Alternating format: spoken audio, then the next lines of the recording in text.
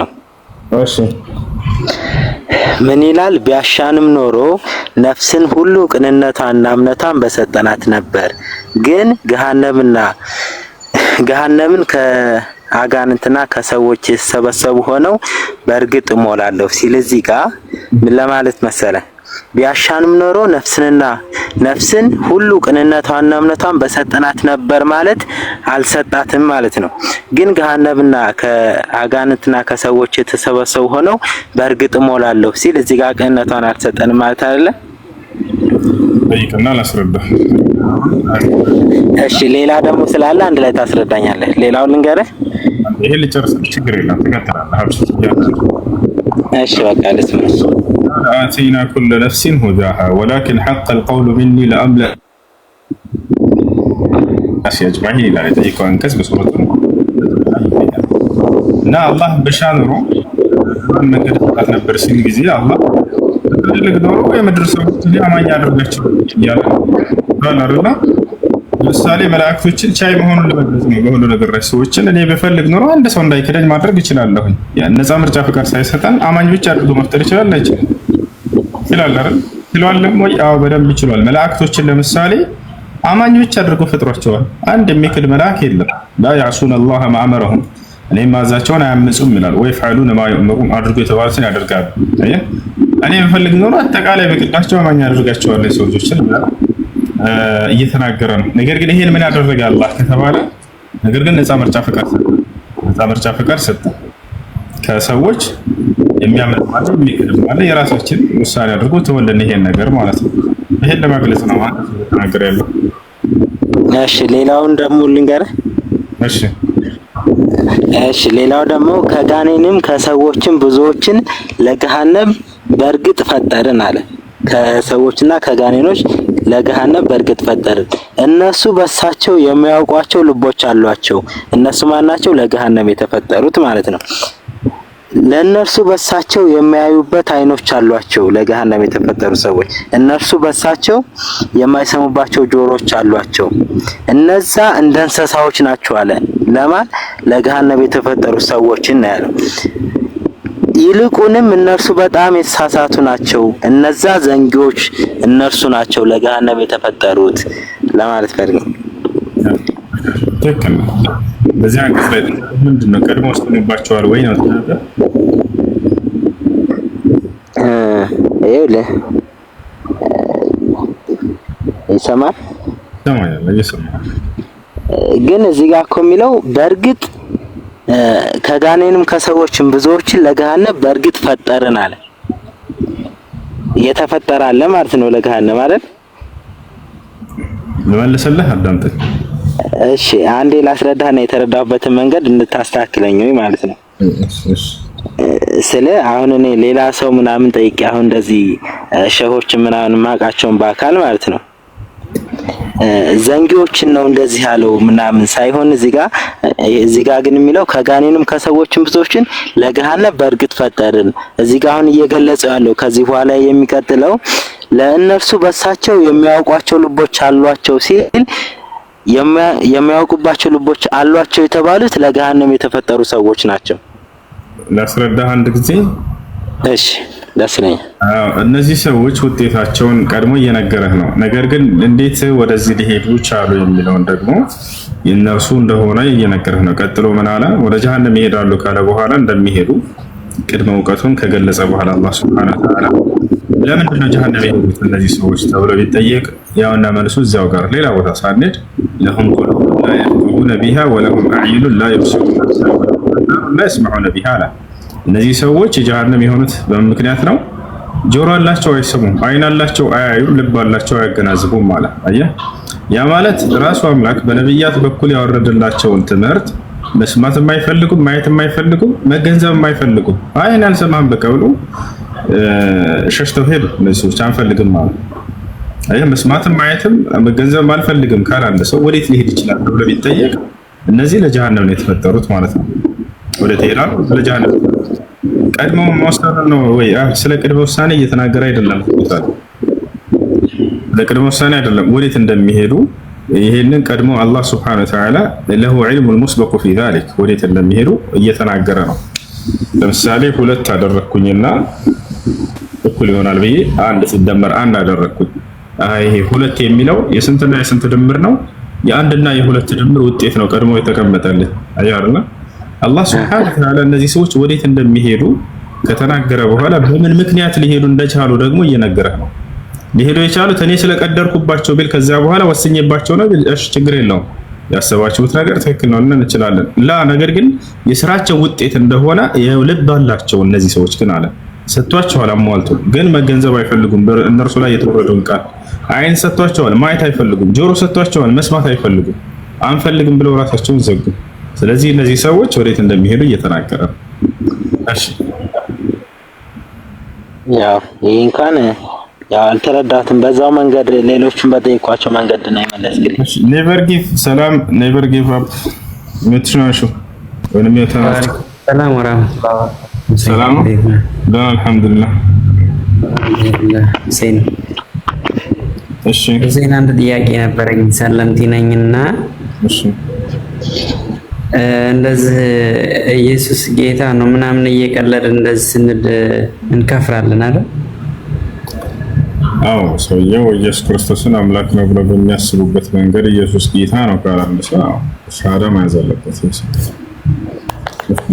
እሺ ሻሃዳ እንድታሰኝ እፈልጋለሁ ድጋሚ። እሺ አሽሀዱ አን ላ ኢላሃ ኢለላህ አሽሀዱ አን ላ ኢላሃ ኢለላህ ወአሽሀዱ أشهد أن محمدا رسول الله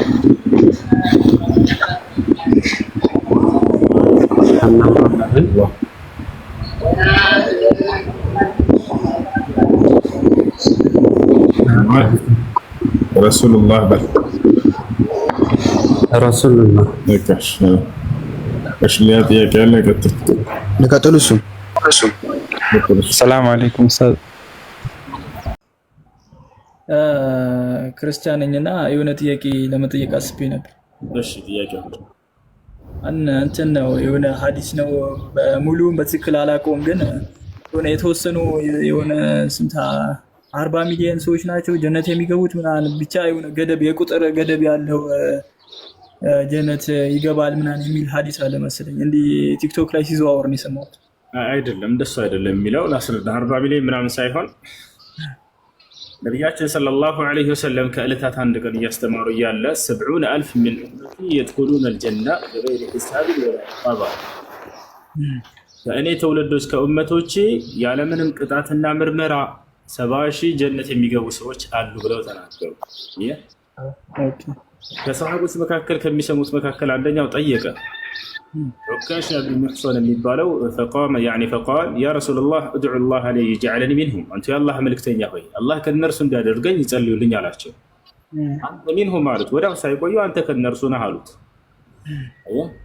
ከነርሱ መሆኑን አምላክ ወዳው ነግሯቸው ይሄን ነገር ከነርሱ እንደሚሆን ነገሩት። በሌላ ሐዲስ ላይ ከነዚህ ከሰባሾቹ ጋር ደግሞ ሌላው እያንዳንዱ ይሄ ከሰባሾቹ እያንዳንዶቹ ሌላ ሰባቱ ተከትሏቸው ጀነት እንደሚገባ ተናገሩ።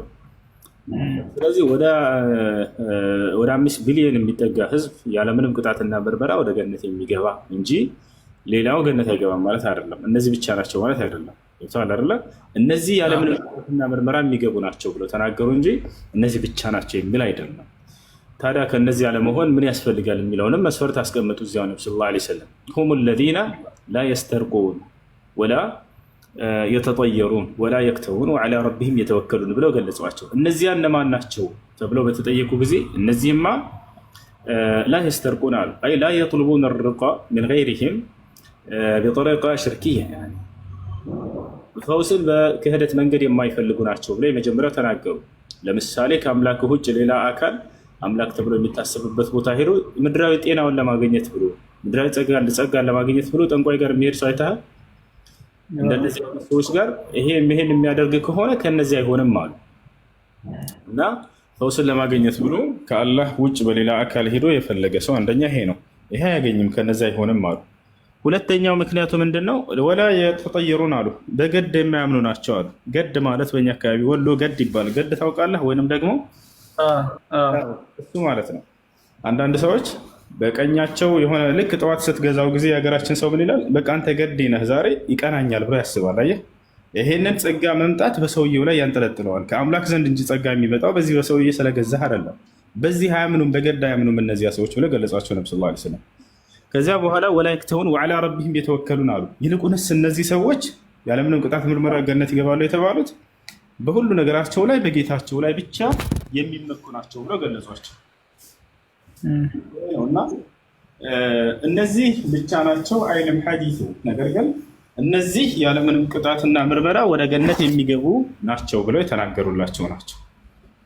እሺ እና ሌላኛው ጥያቄ ደግሞ ትንሽ ይቅርታ እንደዚህ ጥያቄ ስለምጠይቅ ግን ትንሽ ወጣ አብሽር አብሽር እንትን ነው ያው እኛ በዚህ ምንድነው ኩፍር ነው የምትሉት እናንተ በዛ ህይወት ውስጥ እየኖርን ብዙ ነገሮችን እናደርጋለን እና ወደ አሁን እኔ በቅርቡ ሻሃዳ ይዛለሁ ብዬ እጠብቃለሁ በሰሞኑ እና ወደ እስልምና ስገባ ከዚህ በፊት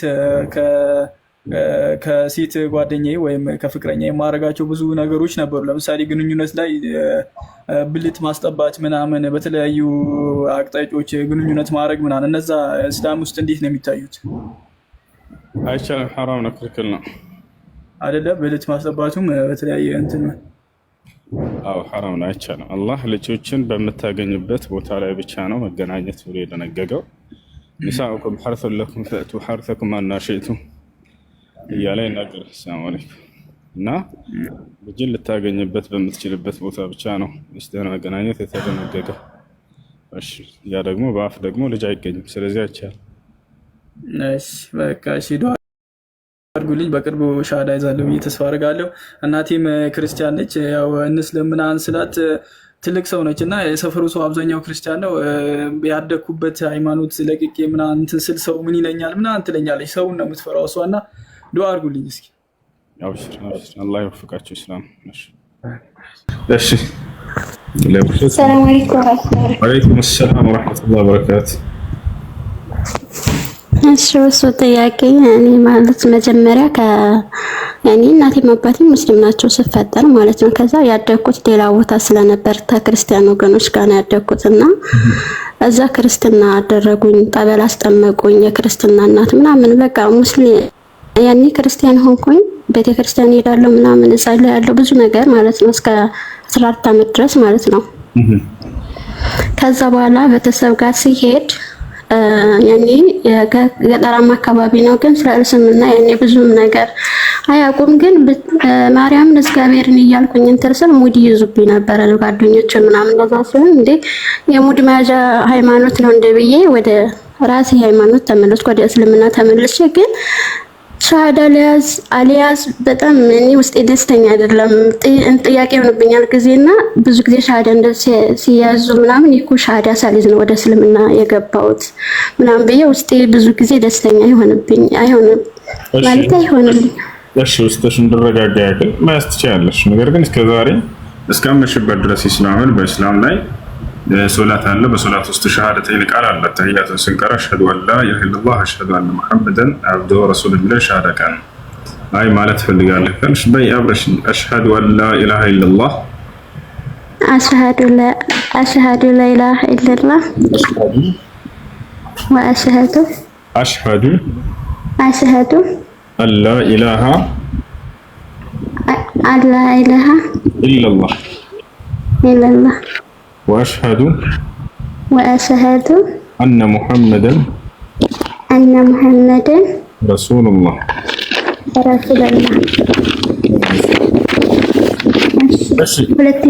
ሁለተኛ ጥያቄ ስራ ቦታ ብዙ ጊዜ ሰዎች ቶሎ ብር ስለማያስተላልፉልኝ አሁን ለረመዳን ስለተለፈ ለቤተሰብ ለመላክ የሆነ ውሸት ዋሽቼ የሆነ ሰው ታሞ ምናምን ለእርዳታ ነው የምልከውና ቶሎ ላኩልኝ ብዬ ዋሽቼ ከዛ ለእርዳታ ነው ምናምን ስል ሴትዮዋ 200 ብር ከራሷ ጨምራ ላከችና ይሄንን ምን ማድረግ አለብኝ? እሺ ማሸት አይጠበቅባችሁም። ቤተሰብ ያስፈልጋቸዋል መላክ አለብኝ ብላችሁ ይሄ ችግር የለም። ለቤተሰብ ስለምትልኩ ሁልጊዜ ስለምትረዱ ይሄ ማዋሸት አይባልም። ምናልባት አሁንም ሊሆን ሊዘገይም ይችላል። ነገር ግን ቤተሰቦቼ ያስፈልጋቸዋል የምልክላቸው ገንዘብ ብላችሁ መቀበል ይሄ ውሸት አይደለም። ስለምትልኩ ስለምትረዷቸው ይህ ነው። ሌላው የተጨመረውን ገንዘብ ሰደቃ አድርጊው ወይንም ለማዳም በትክክል ሳትነግራት ብትነግራት ይሄ ዋሽቼሻለሁ ብትያት ችግር መፈጥረብሽ ከሆነ ሳትነግራት ገንዘቡን መልሽላት ወይንም ደግሞ ለድሃ ለምስኪኖች መስጠት። እሺ አይ ሌላ ሰው ስጠይቅ እንደዛ አንቺ ምስኪን ስለሆንሽ ብትጠቀሚበት ችግር የለውም ምናምን አሉ። ይሄ እንዴት ይታያል? አንቺ እየሰራሽ ነው አይደለ? ስራለሽ ከአንቺ በታች ያሉ ምስኪኖች ስጫቸው። ኢንሻአላህ። እሺ ቀጣይ ጥያቄ እንትን ቁርአን ግሩፕ ላይ ኢሞ ግሩፕ ላይ ነውና የምንቀራው በክፍያ ስለምንቀራ ማለት ክፍያ ስከፍል አሳልፌ ነው የ3 ወር 4 ወር 5 ወር እያረኩ ነውና የምከፍለው። ከዛ ስራ ቦታ ላይ አልመቻችልኝ ስል መቅራት አይመችኝም ስል የቀረሁበት እንዳለ ሆኖ ያልቀረሁበትን ኡስታዝ እንደዚህ መለስልኝ ስለው ልቀሪ ከፍለሻል ማለት ብሩ አይመለስልሽም ተተመተሽ መቅራት ነው እንጂ አይመለስም ማለት ያስ እንዴት ይታያል? ሐራም አይሆንበትም? ደጋና እስኪ ግሩፕ ላይ ቁርአን ስንቀራ በክፍያ ነውና የምንቀራው አሳልፊ ነው የምከፍለው። ያኔ አሳልፊ ስልህ በአንዴ የ3 ወር 4 ወር 5 ወር እያረኩ ነውና የምከፍለው የቀራሁበት እንዳለ ሆኖ ያልቀራሁበትን ትርፍ ብር ያለውን ኡስታዝ ያኔ ያልተመቸኝም ለመቅራት መልስልኝ ስለው ምክንያቱም እኔ ግሩፕ ላይ መቅራት ስላልፈለኩ ነው። ያኔ ብዙ ነገሮች ያስከፉኝ ነገር ስለነበር መቅራት ስላልፈለኩኝ አልፈልግም ብሩን መልስልኝ ያልቀራሁበትን ቆርጠህ ያልቀራሁበትን መልስልኝ ስለው መተሽከሪ እንጂ አልመልስም አለኝ። እሺ ቀድማቸው ክፍያ የምታስከፍሉ አስተማሪዎች ካላችሁ አላህን ፍሩ። ሰው ካገለገለ በኋላ ነው የዛኔ ሊቀበል የሚገባ። ቀድሞ ያስከፍሉና ከዚህ ያልቀሩበትን ካልተስማማችሁ በመካከላቸው ስምምነት ካልተፈጠረ ያንን መመለስ አለበት። ዲን እኮ ነው ይሄ። እነርሱን ለማገልገል ብለህ ነው አይደለ የተቀመጥከው? እንደዛ እስከሆነ ድረስ ዲን ለማገልገል ብለህ እስከሆነ ድረስ ያልሰራህበትን ከሰዎች አትቀበል። የሚያስተምር ሰው ካለ በነቢያችን ሰለላሁ ዐለይሂ ወሰለም ጊዜ ሰሃቦች አንድ ሰው ታሞ ቁርአን ቀሩለት። ከዚያ የተሰጣቸውን ገንዘብ አንደኛ ሲሻለው ጊዜ ነው የተቀበሉት። ሁለተኛ ወደ ነቢያችን ሰለላሁ ዐለይሂ ወሰለም ጋር ሄደው ጠየቋቸው፣ እንብላው ይሄን ገንዘብ ሲሏቸው ብሉ ብለዋቸው እና ነገሩ ከሆነ በኋላ ያልሰራህበትን ገንዘብ ተቀብሎ መብላት ይሄ ወንጀል ነው፣ አይሆንም። ካልተስማማቸው በመካከላቸው አሳማኝ ነገር ከተፈጠረ ያን ነገር መልስ። ሲጀመር አስለን ያልሰራህበትን አስበህ የብዙ ወራት አትቀበል። ወደፊት እንደምትኖር አታውቅም አንተ። የብዙ ወራት ያስብና ይቀበላቸዋል። ይሄ ተገቢ አይደለም፣ ተገቢ አይደለም። ይሄ ሊመልስ ይገባል። የሰው ሐቅ ነው የበላው። ሰውየው የሰራውን ያክል ነው ሊበላ የሚገባው፣ ያልሰራውን ሊበላ ይገባል። እሺ እሺ ቀጣይ ጥያቄ የክርስቲያን ስጋ ያኔ አይፈቀድም መብላት አይፈቀድም እና እያወቅን መብላ እንደማይፈቀድ እያወቅን ከበላን ምንድነው እንትሩ? ወደ አላህ ተውበት ማድረግ። እሺ ቀጣይ ጥያቄ ደግሞ ለክርስትና በእናቴ አላህ ረህመት አርፋለችና ለክርስቲያን ሰው በእናቴ ስም ሰደቃ ብሰጥ አላህን ክዶ የሞተን ሰው በፍጹም ለእርሱ ሰደቃ ማድረግ አይደለም። ለእናቴ እኮ እናቴ ሙስሊም ናት። እናቴ ሙስሊም ናት፣ ግን በእናቴ ስም ሰደቃ በሰድቅ ለክርስቲያኖች ለተቸገሩ ክርስቲያን ለሆኑ ችግር ለተቸገረ ክርስቲያን ሰደቃ ማብላት ይቻላል፣ ችግር የለም። አላህ በቁርአን ላይ لا ينهاكم الله عن الذين لم يقاتلوكم في الدين ولم يخرجوكم من دياركم أن تبروهم وتقسطوا إليهم إن الله يحب المقسطين ይላል። እነዚያ በእምነታችሁ ያልተዋጓችሁ በእምነታችሁ ምክንያት ያላሳደዷችሁ ሰላማዊ የሆኑ የሌላ እምነት ተከታዮችን መልካም ብትውሉላቸውን ያልከለከላቸው ብሎ ተናግሯል። ስለዚህ ይቻላል፣ ችግር የለም። እሺ ሽክራን ጀዛኩሙላህ ኸይር። እሺ ሰላም አብ እንዴት ነህ? ከላይ ያለሁት አብ ይሰማል? ኤቢ ይሰማል ወይ? ሰላም አለይኩም። ወአለይኩም ሰላም። እኔ ጥያቄ ቁርአን ላይ አላህ ለምንድን ነው ፈጠርን እያለ የሚናገረው? እሱን ምክንያቱን ማወቅ ፈልጌ። በጣም ጥሩ። ለመሆኑ ፈጠረን ሲል አላህ ሱብሓነሁ ወተዓላ ከአንድ በላይ ሆኖ ነው? ላ አይደለም፣ ተናግሯል። አንድ ብቻ እንደሆነ ተናግሯል። አላህ እኛ የሚለው ቃል በአረብኛ ለሁለት ይከፈላል። እኛ የሚለው ቃል ለሁለት ይከፈላል። አንደኛ የበዜትኛነት አለ፣ ሁለተኛ የግነትኛነት አለ። የብዜትኛነት ማለት ብዙ አካሎች ሆነው አንድን ስራ ሰርተው ሳሉ ከመካከላቸው ያንን ወክሎ ሁላቸውንም ወክሎ ሲናገር የብዜት አንድነትን ያመላክታል። ይሄ ነው። ሁለተኛ ደግሞ ምንድነው? የግነተኛነት ነው። አንድ አካል ሆኖ ሳለ ገናና ስራዎችን በመስራቱ ግነቱን ለመግለጽ ክብሩን ለመግለጽ እኛ እንዲህ አድርገን ብሎ የሚናገረው ነው። አላህ Subhanahu Wa Ta'ala ደግሞ በቁርአን ላይ ባደረጋቸው ታላላቅ ድርጊቶችና በዋላቸው ጸጋዎች ላይ ነው እኛ የሚለው። ስለማንነቱ ሲናገር እስከተባለ በማንነቱ ላይ እኔ ነው እኛ በማንነቱ ላይ እኔ ነው የሚለው። ሲነግረን ስለራሱ ለምሳሌ ኢነኒ አነላህ ይላል። ላ ኢላሃ ኢላ አነ ይላል። እኔ አላህ ነኝ ከእኔ በስተቀር ሌላ አንድም አምላክ የለም ይላል። ታዲያ ስንት እንደሆነ ገልጾልናል ወይ? አዎ ቁል ሁወላሁ አሐድ በል እርሱ አላህ አንድ ነው ይላል። ወኢላሁኩም ኢላሁን ዋሂድ እኔ አምላካችሁ አላህ አንድ ብቻ ነኝ አለ። እሺ ሁለት ነው እንዳንለው ሁለት እንዳልሆነ ገልጾ በሱረቱ ነህል ላይ ምን አለ? ወቃለ አላሁ ላ ተተኺዙ ኢላሃይን ኢስነይን ኢነማ ሁወ ኢላሁ ዋሂድ ሁለት አምላክ አድርጋችሁ አትያዙኝ እኔ አንድ አምላክ ብቻ ነኝና አለ። ሶስትስ ነው ወይ? ላላ ሶስትም አይደለም። ሶስት እንዳልሆነ ገልጿል ራሱ። አዎ ራሱ ገልጿል። በሱረቱ ኒሳ መጨረሻው ገጽ ላይ ምን ይላል? ወላ ተቁሉ ሰላሳ ኢንተሁ ኸይረን ለኩም ኢነማ አላሁ ኢላሁ ዋሂድ ይላል። ሶስት አትበሉኝ አለ። ከዚህ ንግግር ተቆጠቡ እኔ አንድ አምላክ ብቻ ነኝና አለ። ስለዚህ በማንነት ጉዳይ ላይ እኔ አንድ ብቻ ነኝ እያለ ነው የሚናገረው እኛ የሚለው ስለምንድን ነው? ስለዋላቸው ጸጋዎችና ስለሰራቸው ታላላቅ ገራና ስራዎች ነው። ሰማይን ስለመፍጠሩ ምድርን ስለመፍጠሩ ማንም ይሄን ያደረገ የለም ከአምላክ ውጭ አይደለ? ስለዚህ እነዚህን ገናና ስራዎች በመስራቱ አምላክ ለአላህ Subhanahu Wa Ta'ala እኛ እንዲህ አድርገን የሚለው ለዚህ ነው። እሺ ሁለተኛው ደግሞ ሲናገር በሁለተኛ ወገን ለምሳሌ የሆነ ጊዜ ሰምቻለሁ አንተ ጋር ረገምናቸው የሚለው ጋር እሺ በሁለተኛ ወገን የሚያስነግረው እሱን እንድነግረኝ በቁርአን ላይ በአራት መንገድ ይናገራል። አንደኛ እኔ እያለ ይናገራል። ሁለተኛ ያ እያለ ይናገራል። አምላካችሁ አላህ ማለት ያ ነኝ ያለ ይናገራል። ያ አዩሃ الناس اتقوا ربكم الذي خلقكم እናንተ ሰዎች ሆይ ጌታችሁን አላህን ፍሩት። ያ እርሱ ከአንድ ነፍስ የፈጠራችሁ ከዚያም ከአንዷ ነፍስ ጥንዷን የፈጠረላት እያለ ይናገራል። እና ስለዚህ አንደኛ እኔ በማለት ይናገራል። ሁለተኛ ያ በማለት ይናገራል። ሶስተኛ እርሱ በማለት ይናገራል። አራተኛ እኛ በማለት ይናገራል። በዚህ በአራቱ መንገድ አላህ በቁርአን ላይ ይናገራል።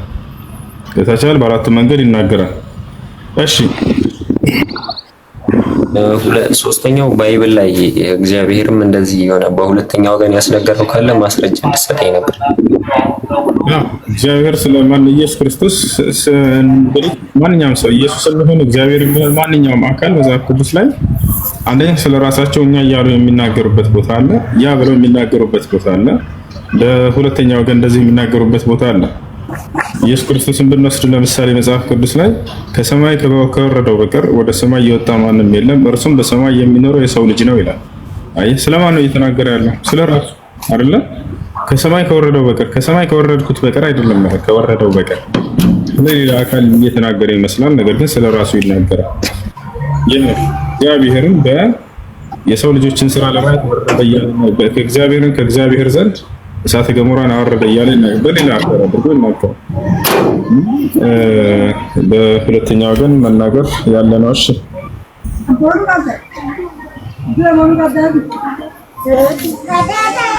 እሺ አሁን ይሰማል ነው?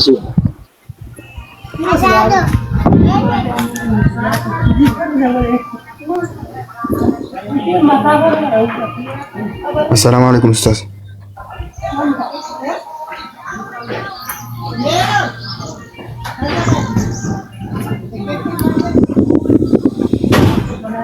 ወአለይኩም ሰላም። እሺ ጥያቄያችሁ ምንድነው? ልቀጥል እኔ